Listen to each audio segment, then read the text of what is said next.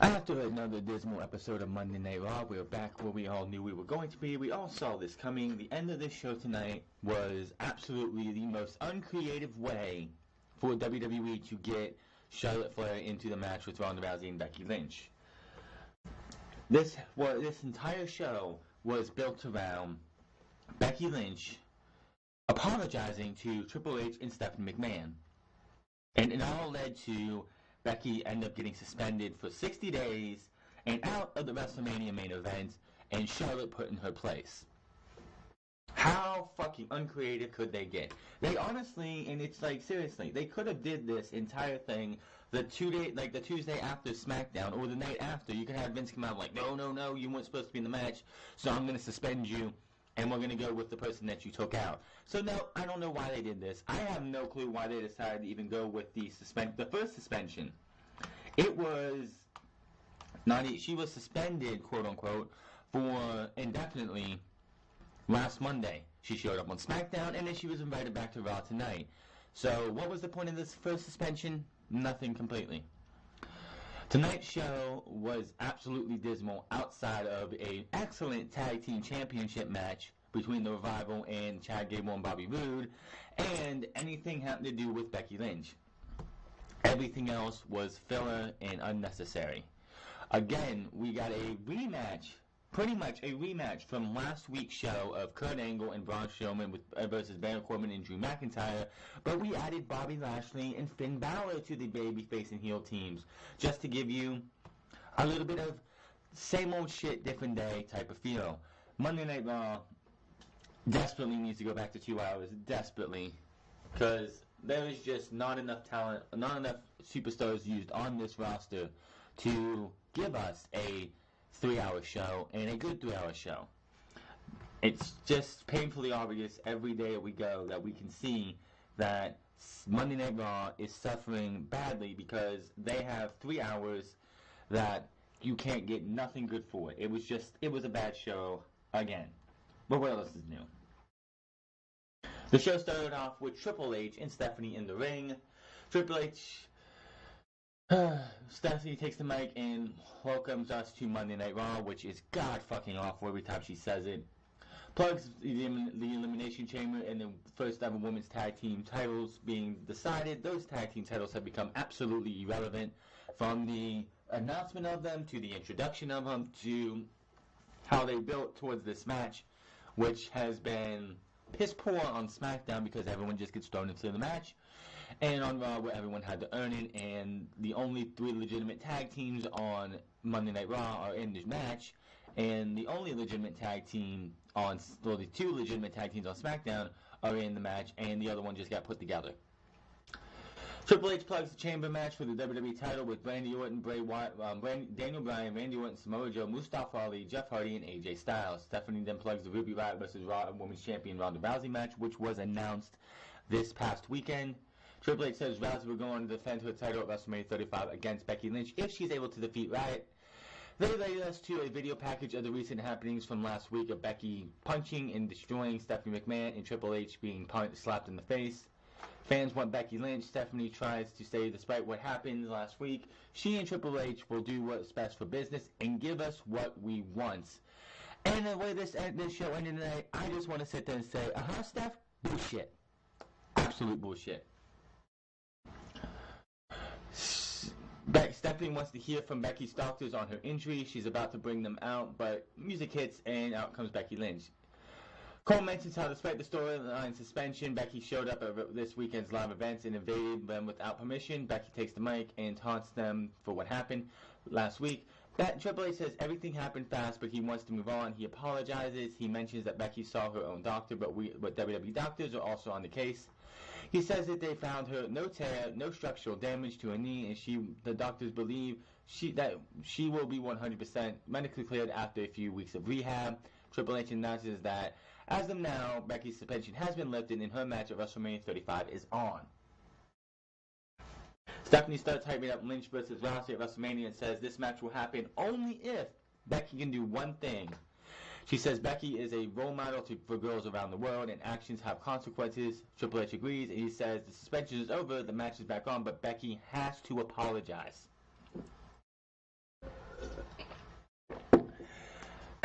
they both go on and they both go on about how they are both apologized. Now Becky needs to apologize for laying hands on them last week. Becky asked for what as they wanted her to go to the doctor, and she did. Stephanie tells her not to be stubborn. She tells Stephanie to shut her face. Becky says she doesn't trust them or Vince, and as the family has been screwing people over for decades. Becky goes on to tell Stephanie to shove her apology up her ass. Fans pop for that one, of course. It's just WWE trying to do as much, and it becomes real clear what they're trying to do with this entire thing. Becky versus the establishment. She is the fan favorite. She is the one that everybody wants to see face Ronda Rousey, and they're just trying to hold her back, and that's what they're going with this. And Stephanie and Becky start yelling at each other face to face. Triple H gets in between them and says that they need to relax. He says this is not the hill Becky wants to die on. He tells her to put her pride behind her and goes on about if she wants to do it here or go or fight here or on the big stage at WrestleMania. Triple H is giving her until the end of the night. He needs to tell her then. She needs to tell him then if she wants to fight for her dream, if she wants to fight Rousey at WrestleMania, or if she show the world that she is the man, or will she choose to throw it all away. Triple H says the choice is hers. He drops the mic and walks off to the exit with Stephanie. He steps on the apron and looks back as fans chant for Becky's name. So that was the entirety of the story going on for the entire night. During the night, she would talk to Finn Balor. Balor talked to her about what she needs to do. Ronda Rousey told her what she needs to do, suggesting that stop letting your pride get away from, get in your way, and make this match happen. And for whatever reason, they had Alexa Bliss, of all people, come to her and try and give her advice too, which made absolutely no sense since both of them are on different brands, and Alexa Bliss has nothing to do with this. As Triple H and Stephanie were going to leave, Bayley and Sasha Banks come out as there was a triple threat match, tag team match. The loser of this tag team match between the Riot Squad, Bayley and Sasha Banks, and Tamina and Nia Jax, would be entering first from the Raw side. They will do the same thing tomorrow night for SmackDown. Sasha Banks is absolutely injured right now, and they're doing everything they can to hold her out of the ring as much as they can going into Sunday's pay-per-view. So she exits this match early with a injury. So Bayley was left to fight this on her own against the Riot Squad and Nia Jax. If Sasha Banks is injured, I know why they put them out, why they did this, but if Sasha Banks is injured, why would you have them be the ones to lose this match? Bayley and Sasha Banks lose this match due to a Samoan after being beat down by Tamina, and I think she got hit with a power slam, I'm pretty sure.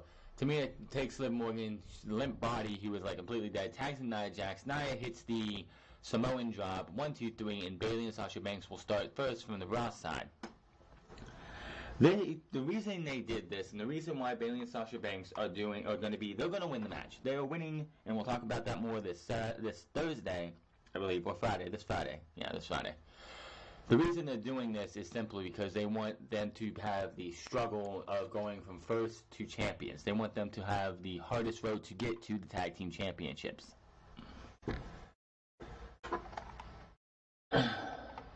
Moving on here, we have Elias who comes out next. We see Becky Lynch backstage walking. Elias is shown getting his guitar ready as they go to commercial. Back to the break, and Elias is in the ring, but it's ladies and gentlemen, Elias. And before they can do anything, we cut to the back to Finn Balor and Becky Lynch. Let me see here. Balor. We go to Elias. I was watching this. I'm like, what the hell is going on? Is there something wrong with my video feed or something? Because it's they cut back and forth between segments and Elias. I'm like, what the hell is going on here? They go back, and he's going to be in. They bring back to the ring for Elias. He's interrupted by a video package for Seth Rollins, Road to WrestleMania 35, going all the way back to last year's Elimination Chamber Gauntlet, go-home show to the Elimination Chamber, which, by the way, was a far better show than this one because of that Gauntlet match. That Gauntlet match was the best Raw of 2018, and this is probably another one of the terrible Raws of 2018, and if it wasn't for Becky Lynch, this show would have just been awful all around.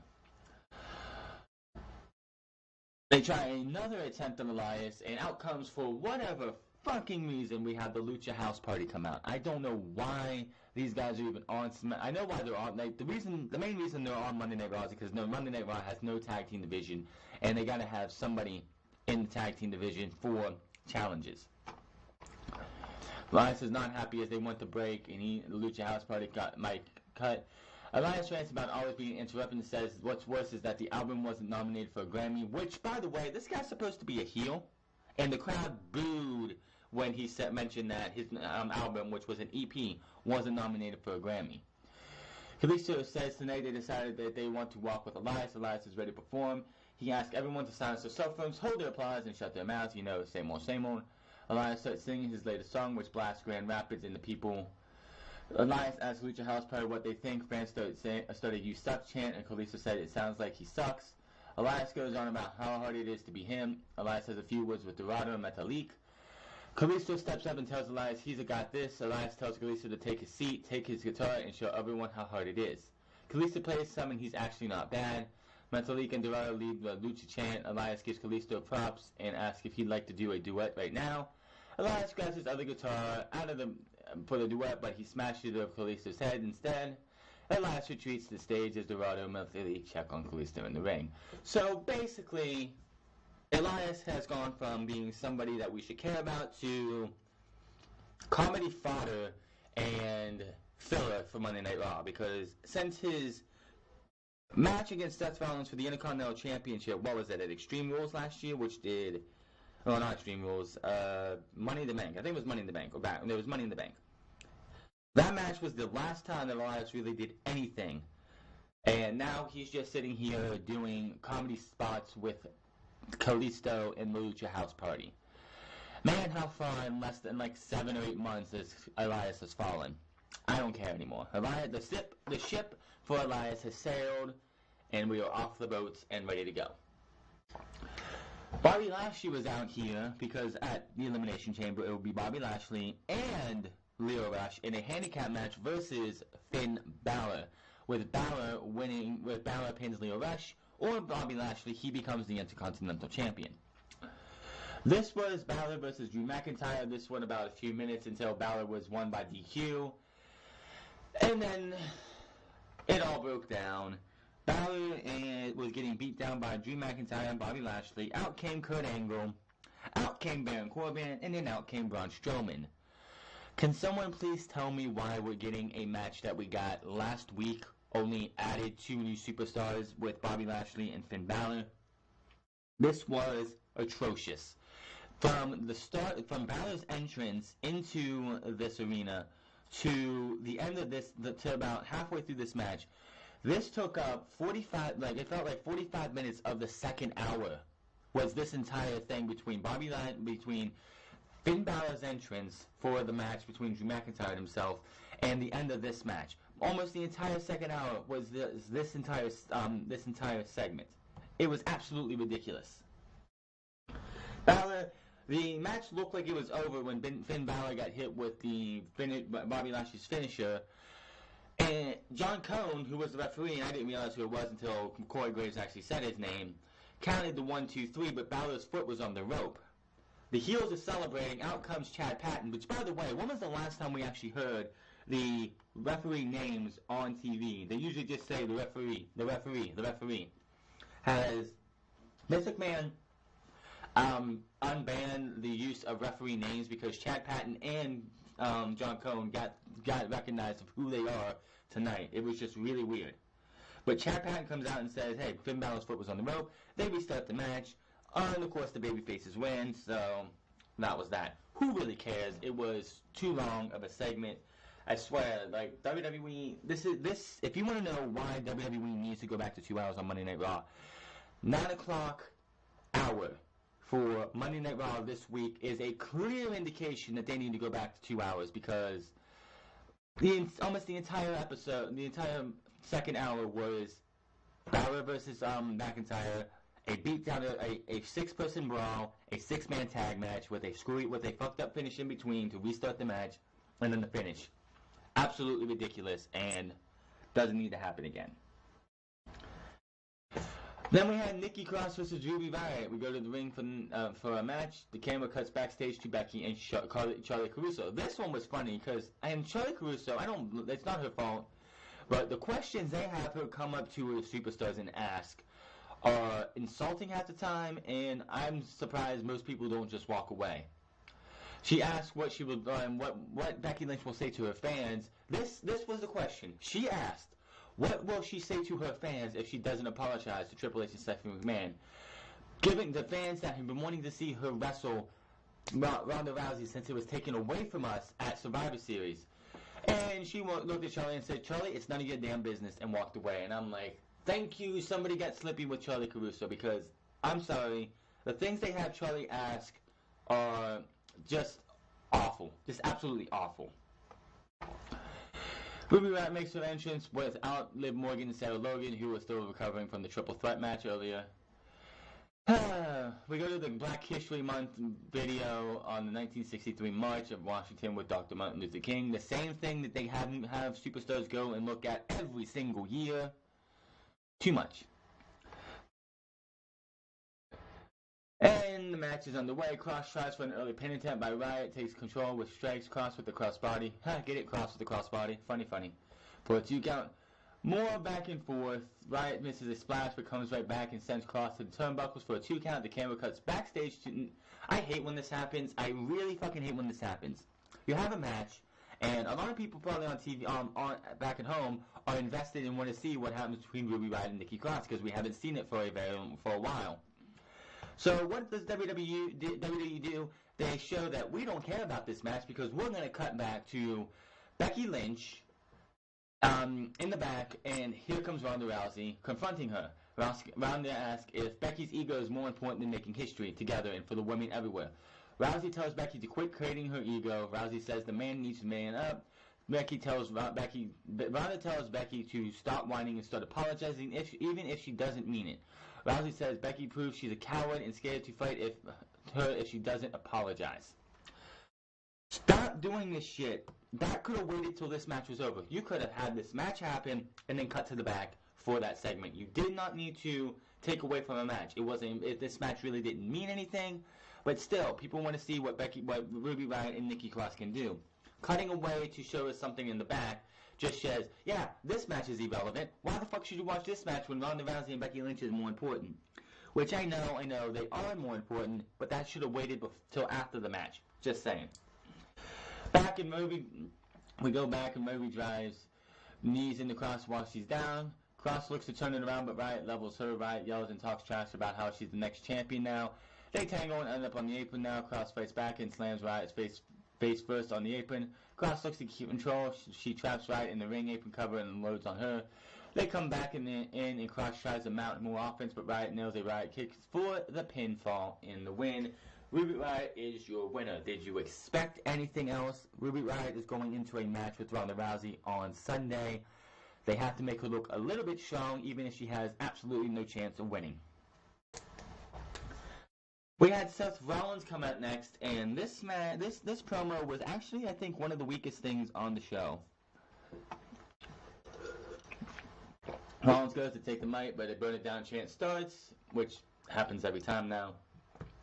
Rollins says he was going to come out and talk about Wrestlemania match with Lesnar, but he got a chance to see the highlight reel that aired earlier in the night, and he wants to talk about his past year now. Rollins says that this past year has been crazy, and he's glad to share it with the fans. This year is where he finally felt like Seth effing Rollins. Rollins says he rode that wave all the way to punching his ticket to WrestleMania 35 by winning the Royal Rumble, his lifelong dream. He was on top of the world, and the next night the bottom fell out in the form of Brock Lesnar in 6 F5s.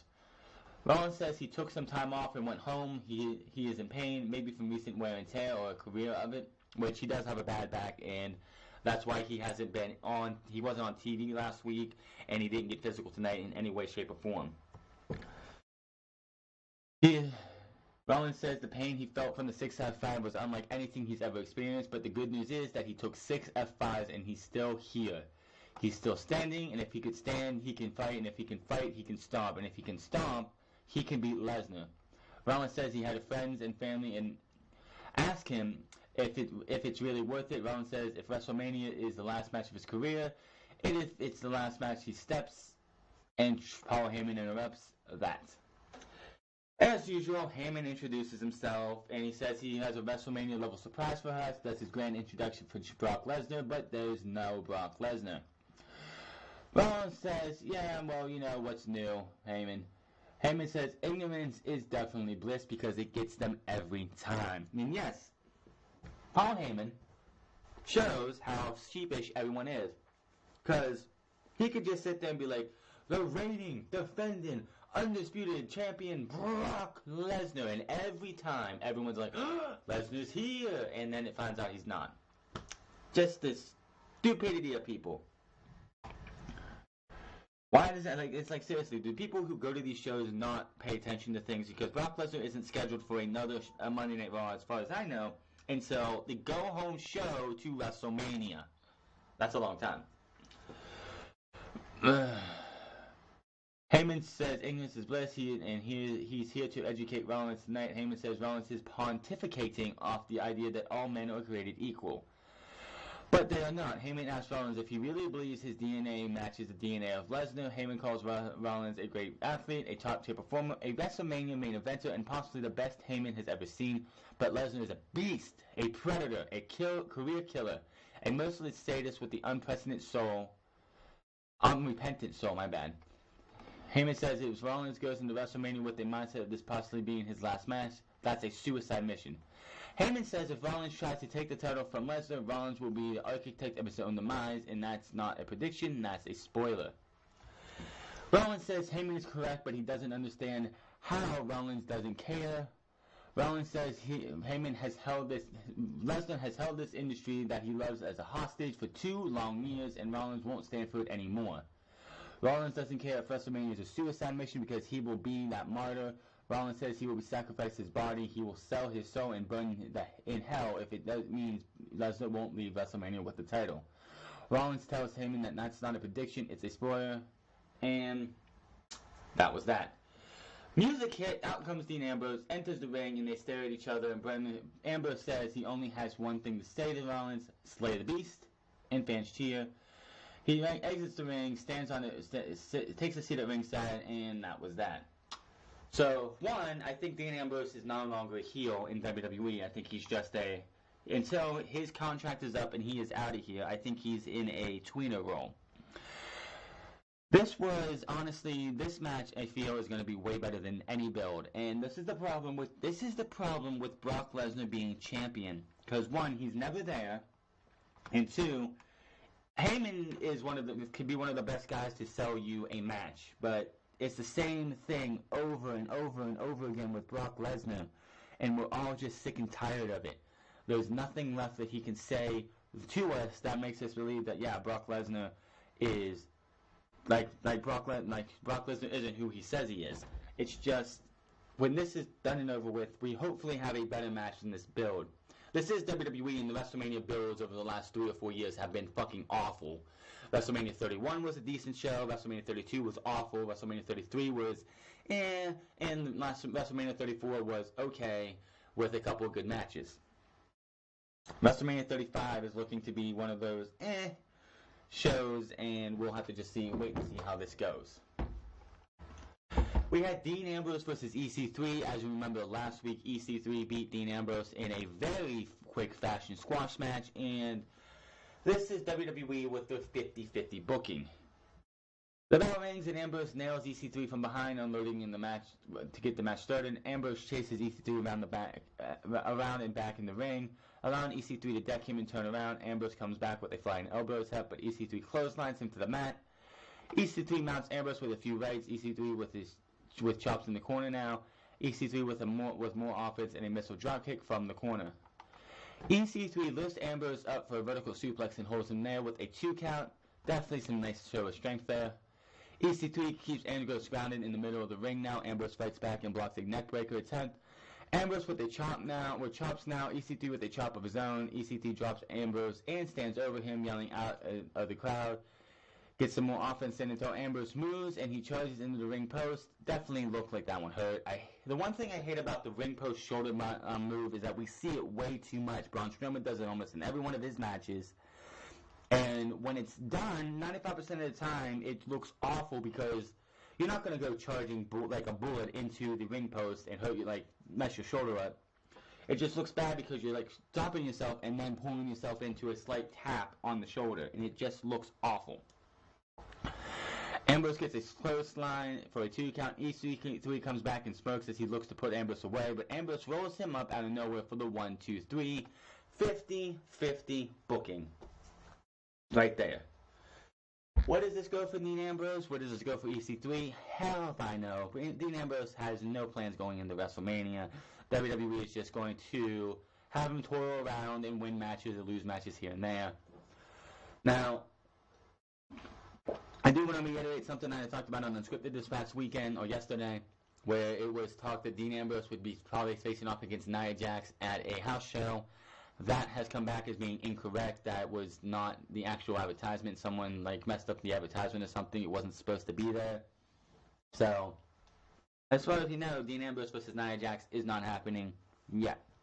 I fully see them having Nia Jax, who's not going to be factoring into the Women's Championship whatsoever, could end up facing Dean Ambrose and taking him out, and WWE using that as a way to embarrass Dean Ambrose on his way out. I still feel that's what they're going to do. And then we had a damn good match, the Revival, who won a fatal 4-way last week, a 4 corners as they call it match, for the number 1 contendership for the Tag Team Championships for Monday Night Raw. I thought this was going to be at the Elimination Chamber. We have 5 matches at the Elimination Chamber, and we'll get to those this coming Thursday completely. This match was great. This match had you sitting on your hand, like sitting on the edge of your seat, wondering, are the Revival going to win the championships? Are the Revival going to win, or are they going to lose and be buffoons again and just be like, they're done. They're out of here. They're done. They end up winning this match. They win this match. This is an excellent match. This is what tag team wrestling should be on the main roster. Was it this fucking hard, Vince? Look at this shit. Was this fucking hard to do? Was it that fucking hard to give us a match like this and give the tag team titles to a team that has worked their ass off since they've been here and you've been fucking around with? No wonder they asked for their release. Why do you think they're tag team champions now? 3 letters. AEW. That's why. Because WWE wants to keep these guys happy so they don't ask for their release again or walk out and say, you know what? Fuck this job. We're going to go somewhere else when our contracts are up and we'll have a no-compete clause or whatever. That's the reason this is happening. This was a damn good match. I've heard that they've had great matches. These 2 teams have had great matches on the house show circuit. It seems like tonight we finally got one of those matches on Raw. This match should have been the match we saw the last time they went and the time before that. This is what tag team wrestling should be on the main roster, not that bullshit we saw just an hour, like a half an hour ago or an hour ago, with that 6-man tag match that was useless. This was great. I honestly thought because the way this happened, we had Chad Gable and Bobby Roode come out first, and then they went to commercial break. We come back, and the Revival have a half an entrance, and I'm like, well, guess who's losing this match? Because, you know, usually when you have a jobber entrance or a half a jobber entrance, you usually end up losing. They did mention a lot of times during this match, or at least at the beginning of this match, the new rules, or the rules that are being enforced for the tag team division, with the have to hold the bottom rope, you have to hold the tag rope, you have to you can only have 1 save, which by the way was used perfectly in this match for both teams. You have only a 5 count to help your teammate, or you're going to be disqualified, which honestly, I thought with the fact that these rules were being enforced that was going to lead to the Revival not winning the tag team titles, because they would have ended up losing via a DQ. They would have lost by DQ, and it would have just screwed them all over. But thankfully, that did not happen. Dash starts off with Gable, and then go at it. Wilder looks to mount on offense first, but Gable with a big hip toss. Gable keeps control and takes down Scott Dawson as he comes in. Dawson looks to turn it around, but Gable out-wrestles him and takes him back down. Dawson comes back and sends Gable out, then drop Roode. He drops Roode off the apron. The champs turn around and send the Revival to the floor. This leads to Gable nailing a big moonsault from the top rope with both opponents on the floor. We go to commercial break with Roode looking on from the ring. Honestly, it looked like when Chad Gable did the moonsault, like the Revival spread out a little bit, but had their arms there to catch him because he looked like he hit the mat like flat, like the padding outside flat. It looked like that one hurt. Back from the break, and Dash has control of Rude. Rude makes a comeback and fights off both opponents. Gable tags in and unloads on both opponents as well. Gable tosses Dash across the ring, sending him to the floor. Gable and Dawson tangle now. Gable with a German suplex for a close 2 count. They trade pin attempts now. Gable with a close 2 again. Rude sends Dash to the apron, but this leads to Revival dropping Gable over the top rope for a close 2 count. The Revival argue with the referee for the slow count as he was distracted by Rude running in. The Revival continued to double team Gable now. Dawson slams his partner on top of Gable for a 2 count. Dawson comes back and keeps Gable grounded. Gable fights back and fights out of the Revival's corner with the shots to both opponents. Dawson stops Gable from tagging. Gable drops Dawson with a side suplex. Rude is pulled off the apron. Dawson drops Gable. Dash tags back in for a double team, but Gable kicks out. The Revival shows some frustration. Gable counters a suplex by Dash. Gable drops Dash on his head, but he didn't see Dawson tag in. Dawson drops Gable, but goes down. Rude is still down on the outside as Gable slowly crawls to the corner as we go to commercial break.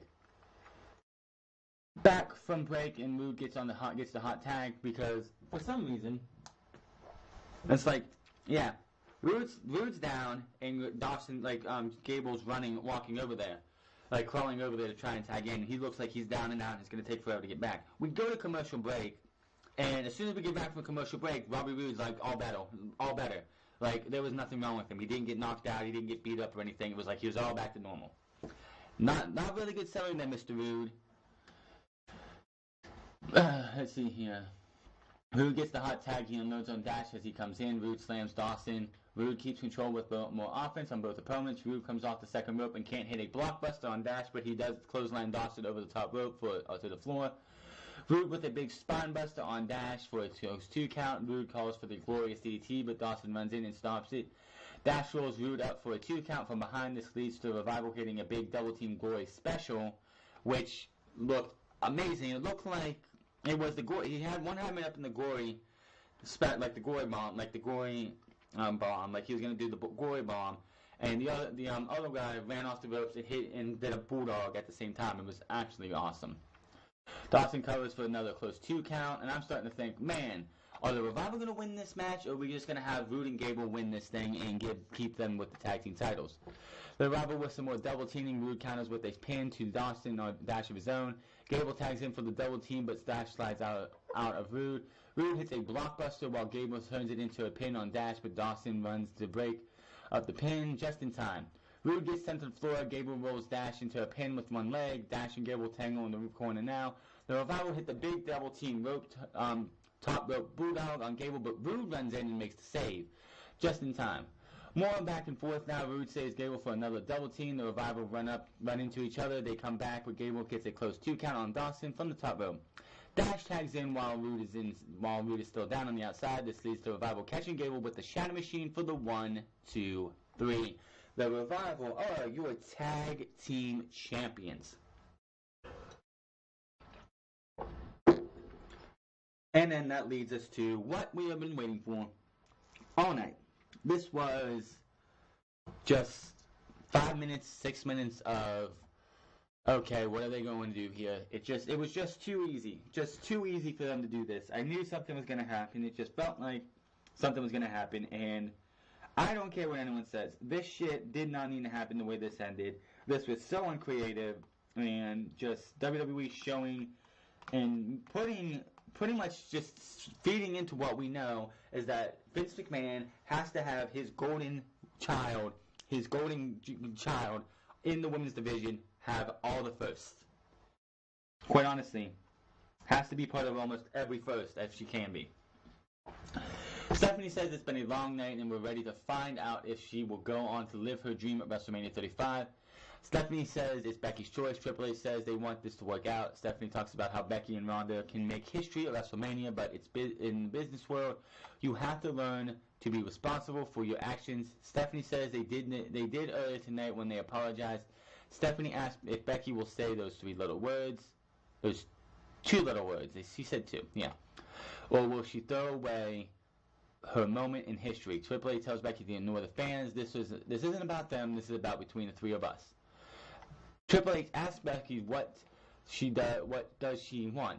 Is this her moment? Becky still thinks the two of them want her nowhere near the match and Ronda Rousey.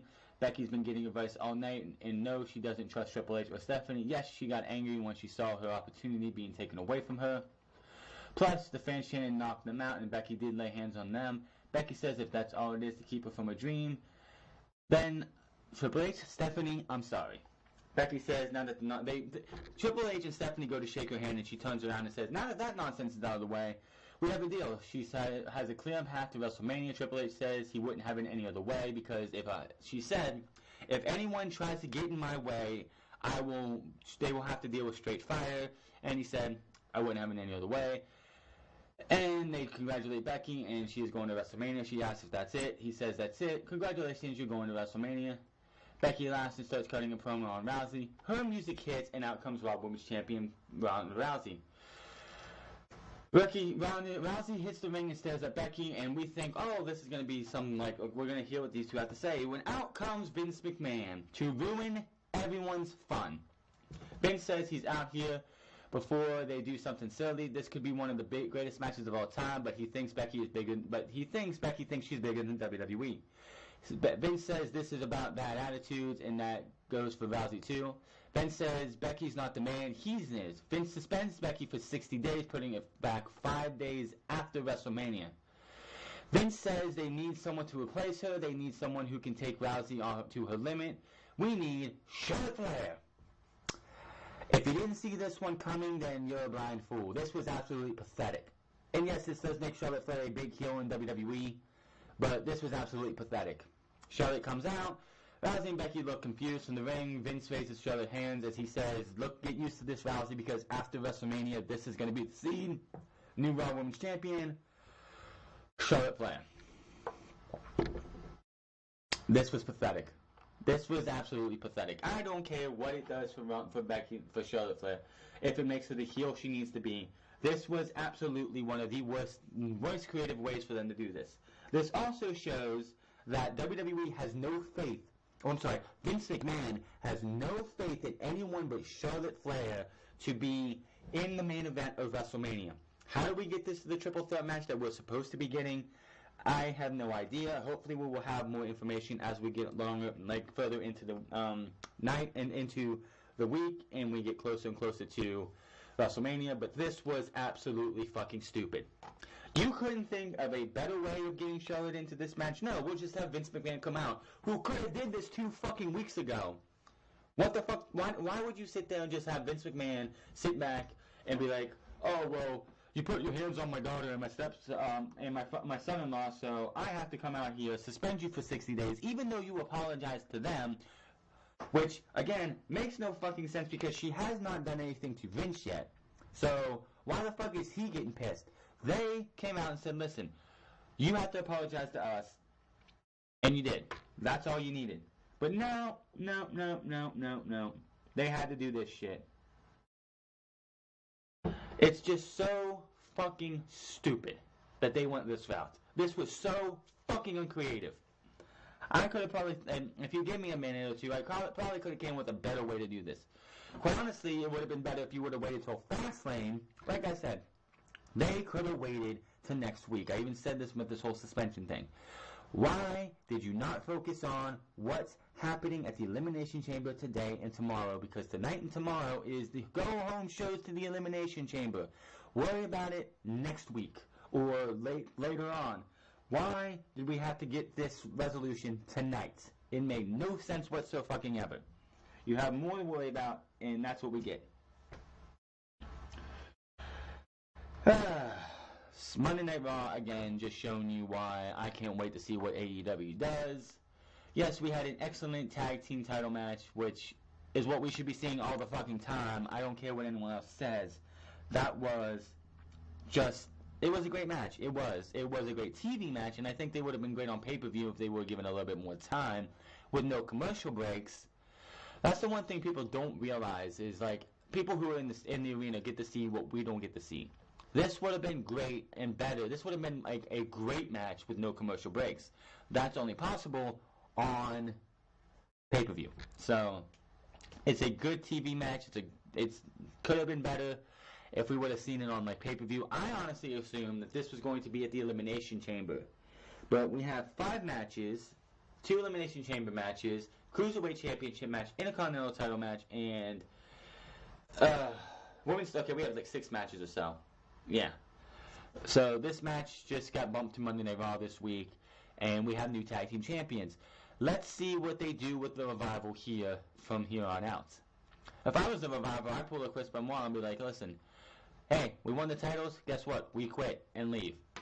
Because I don't have any faith whatsoever to have the Revival win the tag team titles as they did tonight, and then go on to have a great lengthy title reign.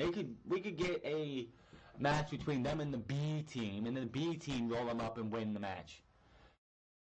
It's going to be interesting to see what they do with the Revival, but I am not sold on WWE actually doing anything well. They won the tag team titles tonight. They should have won the tag team titles 8-9 months ago. It's like, this is step 1. Let's see what you do from here on out. Outside of the Becky Lynch stuff and the Revival, this show just was not worth watching. Plain and simple. You had almost a full hour dedicated to Finn Balor, Drew McIntyre, Bobby Lashley, Braun Strowman, Kurt fucking Angle in 2019, who should have fucking retired last week, and Baron Corbin. I'm going to say this again. Kurt Angle, who had that match where he put Drew McIntyre over in the best way possible, should have been done. That should have been his last match. And then you had filler with Kalisto and Elias. That was something I didn't want to see. This show is just getting worse and worse as we go. WWE seriously continues to show how uncreative they can be. And this is fucked up, we have a creative writer who left WWE recently. High praises for his fellow creative writers. And says that we give him too much hate. Why the fuck would anyone want to work for WWE when if they're that passionate and that passionate about being there and that creative, only for your ideas to go to Vince and the Vince to just flush him down the toilet because they're not his idea? Why would anyone want to be there? I know I wouldn't be. If I was creative and these people are supposed to be, I wouldn't be. Whatever these guys are doing in the creative room, we're not seeing on WWE TV, and it's just pathetic. Tonight's show is just trash, and I would not want to sit there. And anybody who says outside of the Revival match and the Becky Lynch stuff, which still ended poorly, this show, if anything else on this show you say is positive, you are got to be kidding me. But my ranting's over. Monday Night Raw was shit. Hit that subscribe button, comment down below, like or dislike this video. Find me on Twitter at TheFrance. Find me on twitch.tv/TheFrance08. I will see you guys tomorrow for SmackDown Live. Saturday, tomorrow for SmackDown Live. Wednesday for NXT. Friday for Elimination Chamber predictions.